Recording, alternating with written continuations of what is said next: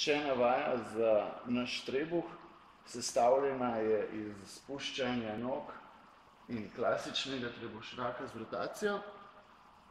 Pomembno pri trebušnjakih je predvsem to, da ko damo roke za glavo, da ne opiramo vratu dol na roke, ampak so roke samo položene zadaj. Komolci so odprti, gledamo v strop med brado in prsmi vsaj za eno pest prostora.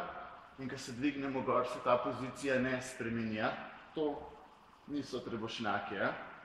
Probamo tudi glavo ves čas zadržati nad tlemi. To pomeni, da nikoli ne sprostimo trebušne mišice do konca, ampak ves čas ostajamo v takšni aktivni poziciji in se dvigujemo gor.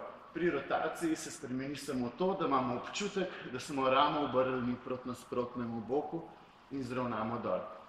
Če še malo bolj zakomplicirano vajo, dvignemo noge gor, se dvignemo gor, spustimo eno nogo in se obrnemo k nasprotnemu boku in dvignemo gor.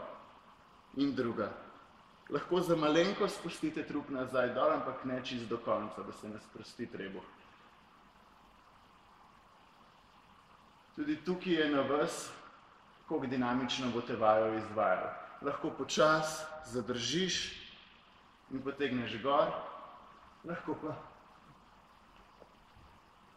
stvar počneš hitrejše.